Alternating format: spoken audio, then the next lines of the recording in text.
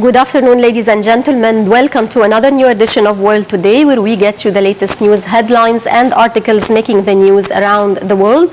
And we're glad to be joined today by Dr. Gamal Ibrahim, political analyst. Good afternoon, sir, and thank you for joining us. I'm fine, thank you. Ma'am. And we start off with Ahram Online, and the headline reads, Western perspective on human rights not applicable in Egypt, El-Sisi tells U.S. delegation. President Abdel Fattah el-Sisi told a U.S. congressional delegation in Cairo that the issue of human rights and freedoms in Egypt should not be approached from a Western perspective due to differences in challenges and domestic regional conditions. El-Sisi had said last month in response to the criticism that he understands some Western concerns over the human rights situation, but urged critics to bear in mind that Egypt faces persistent attempts from evil powers that aim to isolate the country. In an official statement by the presidency's spokesman, Ala Youssef said El-Sisi stated during a meeting with the U.S. delegation headed by the chairman of the U.S. House Committee on Homeland Security, Michael McCall, that the Egyptian government was committed to the rule of law and upholding the values of democracy. How do you think was the echo of President Sisi's words on the international community?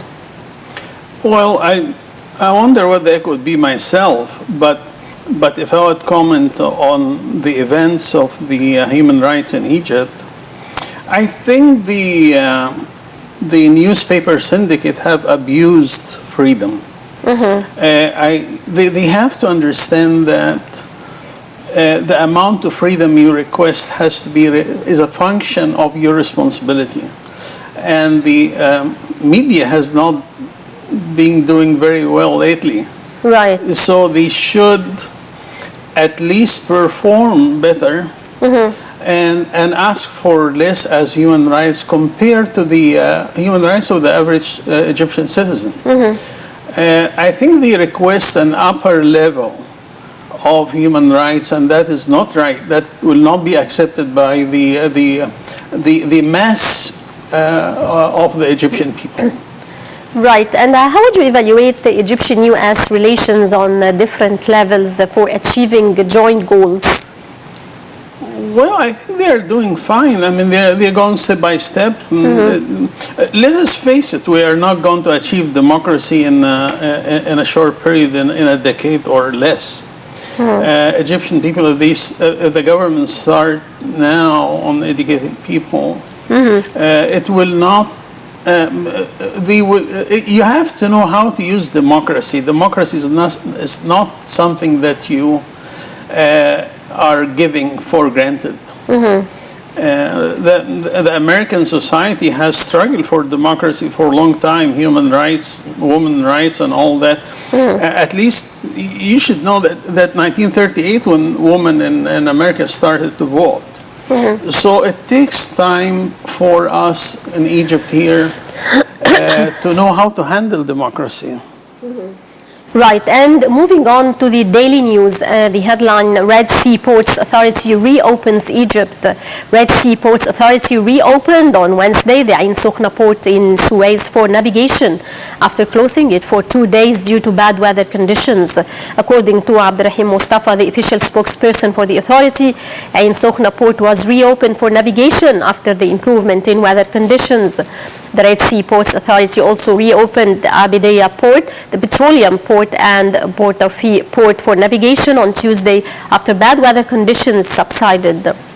How do you view the importance of that decision and its influence on trade? The decision of? The decision of closing the ports. Well, I think it's a bad idea, honestly. I think it should be left to the people, to the people who are touring that area. People know that this time is Khamaseen time, I think. Khamaseen is a 50 days of storms, sandstorms. And just dictating things on people is not a good idea because people plan ahead of time. I don't think it's a good idea at all. And it's not good for tourism also. But probably I would suspect there are other reasons. One of them would be probably security reasons. Anyways, that they were reopened, the ports were reopened. Right. I mean, there are some security measures that they had to apply, and they done the job and opened again. I doubt that would be only weather related. Right, and moving on to the Daily Star, ferocious fighting in Syria's Aleppo after rebel offensive. Fierce clashes raged overnight on the edges of Syria's second city of Aleppo after a major rebel offensive on Wednesday. A coalition of opposition groups fighting under the name Fatah Halab or Aleppo Conquest launched the assault on President Bashar al-Assad's forces with a tunnel bomb on Tuesday. Syrian Observatory for Human Rights said that rebel fighters initially advanced from the western suburbs of the city into government-held districts but were pushed back by Wednesday morning. Observatory had said the fighting was the almost violent in Aleppo in over a year. Would you give us more details on the current situation in Aleppo and its consequences? Right. As you know, Aleppo is a multi ethnic area. I have visited Aleppo in 1968 when I was on my way to AUB. But it's a very modern, very good metropolitan area, and I wonder why there is so much confusion there. The city is completely destroyed. Especially during the past week. Aleppo was burning. Aleppo, whoever would possess Aleppo would have the upper hand in the negotiation. This at least what one of the analysts said before. And you think that's the main reason why what happened I think so, last week? I think so. It's more of symbolic than destruction, but nevertheless, the destruction is huge. I have visited Braunschweig in Germany after about maybe 1960, and Aleppo. What I see in the picture is worse, and Braunschweig was very bad, destructed. So there is a very tough battle, and the funny thing is that they said in a month we're trying to put in a ceasefire in Aleppo. I think there will not be anyone left in Aleppo if you wait 1 month from now. It's like a joke. So I think it's a miserable situation, and I think the United States has to take some active steps to prevent the Russians and the Syrians from destroying all Aleppo in order to Bashar to survive. Right, and how do you see the future of the Syrian President Bashar al-Assad? Oh, I have no doubt he's going to be taking off power because he just cannot make the equation. America will not allow. Saudi Arabia is working very hard to get rid of him. I think the situation is heading for a big confrontation that traditionally the Russians will give up and the American way will go, because this is how it happens all the time. Right, and still with Syria, and we move on to Washington Times. Paris to host Saudi, Qatar, United Arab Emirates, Turkey foreign ministers for Syria talks next Monday. A government spokesman said Wednesday that France will host talks next week with the Saudi, Qatari, Turkish and United Arab Emirates foreign ministers on the breakdown in the Syrian peace process.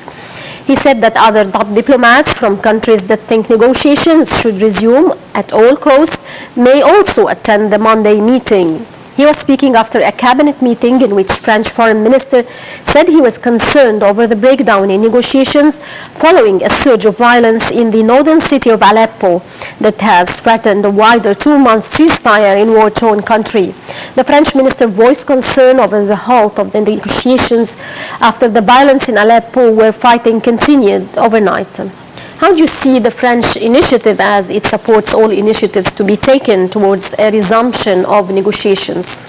Well, French, as you know, the guardians of that particular area, Syria and Lebanon, for traditionally, and they care. The French people care. The problem we should have is that with the Arab and Qatar government, I think these two governments are trying to initiate a war And unfortunately, the reason is not to save the Syrian, but the reason is to any war is going to raise the price of oil. And Saudi Arabia is being hurt very much by the $48 for a barrel after it went up to 160. Right. I think a war is what Saudi Arabia and the Gulf countries are trying to create, regardless of the results. But a war is a war, and the oil is going to be, the oil supply is going to be reduced, and the value of the barrel is going to go high. And this is what the Saudis did. Right. What more measures should be taken to end the Aleppo's crisis, in your opinion? I think the measure should, America has to be sincere, more sincere than what it is now, care more. Obama doesn't give a damn about what's going on in Syria because he's leaving in only about like 6 months. But he's going to leave with a bad note. I think for his own party and for his own future, for his legacy, he should do something about what's going on in Syria. 3 days ago, he said he made a big mistake not to interfere last year. But I think better now than never. And he should rescue himself before, and his reputation before he rescues Syria. So I think America should do something simply because it's the only party that can make difference on the ground. Right, and we move on to Yemen, and the headline reads, Yemen posed to resume face-to-face peace talks, and this is from Khalij Times. United Nations said Yemen's warring parties are to resume face-to-face peace talks on Wednesday after a 3-day break triggered by a walkout by the government delegation. The negotiations, which began on April 21st, broke off on Sunday after the government delegation quit in protest at the apparent surrender of one of the few loyalist bases in the northern mountains to Iran-backed Shiite rebels. It will be only the second day of face-to-face talks in the hard-won negotiations to end a devastating conflict that has killed more than 6,400 people and displaced 2.8 million since March last year. The UN envoy said the two sides agreed that a monitoring committee supervising an April 11 ceasefire will launch a fact-finding mission into rebels' takeover of Al-Amalika base in Amran province, one of their strongholds. Sir, would you please illustrate the aspects of the Yemeni conflict and the role of the Saudi coalition? Well, as we said again, the Saudis started that war because they worried about their south border, number one. Number two, creating a war is good for Saudi Arabia. With that massive bombing for the last 14 months and the amount of money that was put in this particular conflict, I think Saudi Arabia is playing a financial game. They said probably would invest some billions here to get trillions, buy the oil again. But on the other hand, Iran and the Shia camp are fighting a losing battle. I think they will end up losing. And the money, the wealth of Saudi Arabia will dominate, and the war will be won in few probably weeks. I think the war is almost over in Yemen. It's a losing battle for, and Iran cannot supply a war in Yemen and a war in Syria, and also what they are doing in Iraq. So Iran is not in a position to win any war in these three fronts. Right. How do you find? How do you think is the way out of the current situation in Yemen?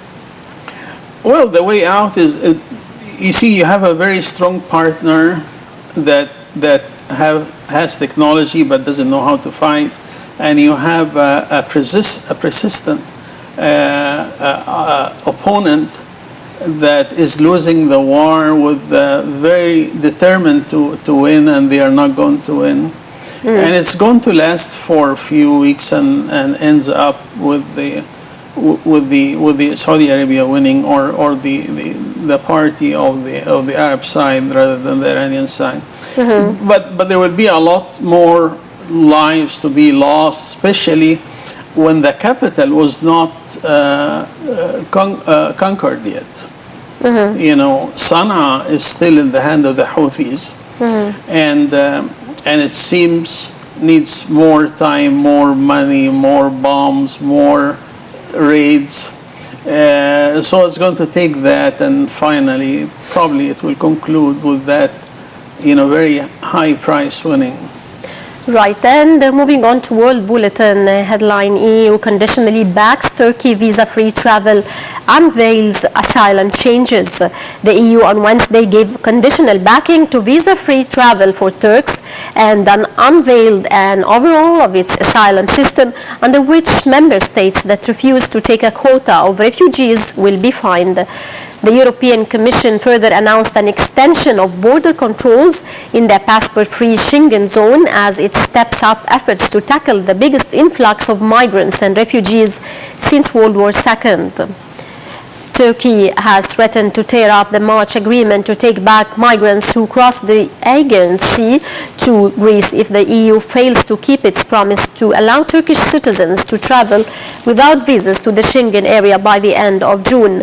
The step must now be approved by all 28 EU member states and the European Parliament. So how do you see the step and its importance for Turkey as it failed to achieve all 72 visa benchmarks? Let us face it, it's a deal that was made with Turkey so they can later on being added to the European Union. Mm-hmm. And I don't think deep in the mind of the Western Europeans, they don't want Turkey there. Turkey will just off balance that union and break it later on. Mm-hmm.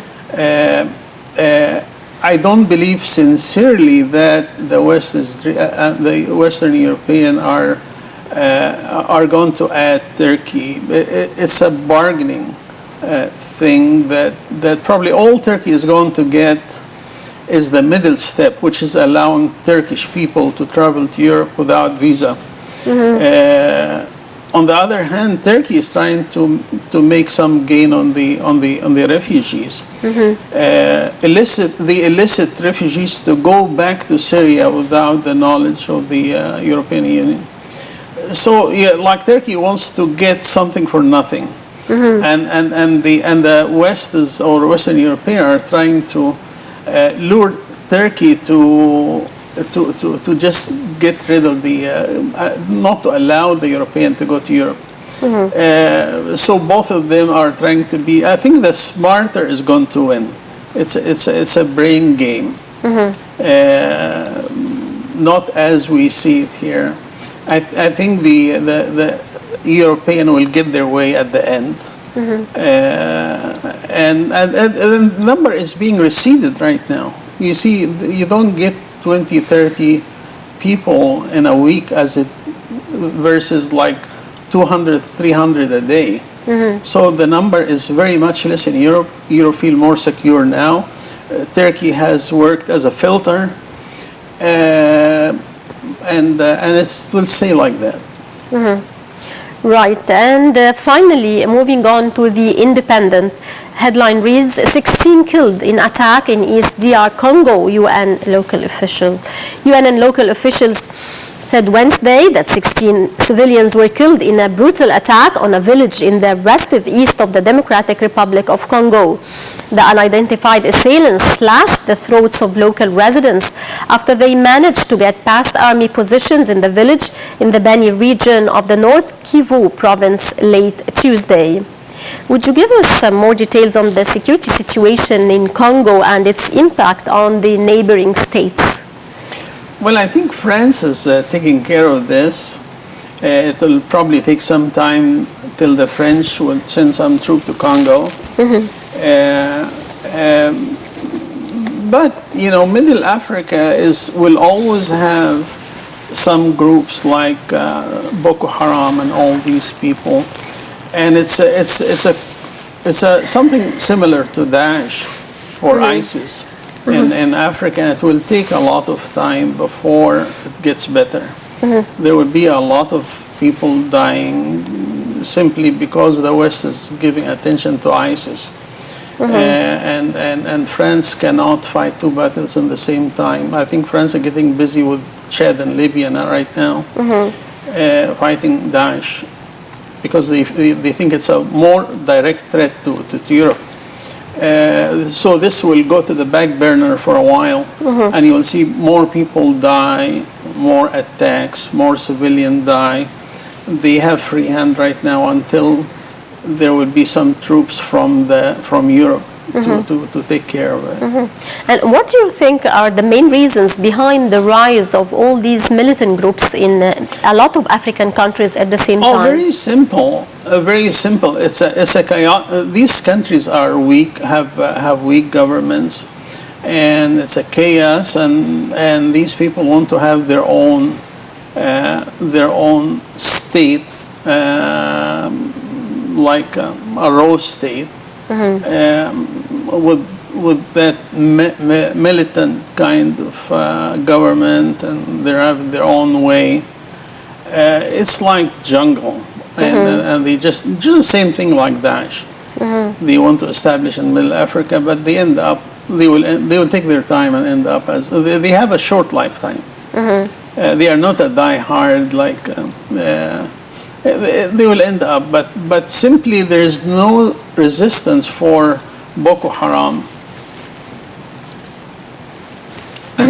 Right. What do you think are the main forces of fighting? I mean, if we form some sort of a joint African coalition, can this help in fighting those militant groups? Islamic group. Corrupted Islamic group is trying to impose their way on the life of the of the natural people there, as the story goes for so many places. They just need a chaotic society that they can impose their beliefs and corrupted thinking on the people on Middle Africa. Like I said, the armies in these countries are very weak and are not supplied very well with arms, and there are a lot of wealth in this area. Remember, ISIS, when they came, they dealt with oil, and they survived on very large amount of oil that they sold it for high price. Africa has a lot of gold and minerals, and these people want to possess these resources to get rich on it and have their own way of government and way of ruling, establishing so-called corrupted belief of Islam. Right. Dr. Gamal Ibrahim, political analyst, many thanks for joining us, sir. Thank you very much, ma'am. And dear ladies and gentlemen, with this we wrap up this edition of World Today. Many thanks for watching, and stay tuned for the top stories coming up in a moment.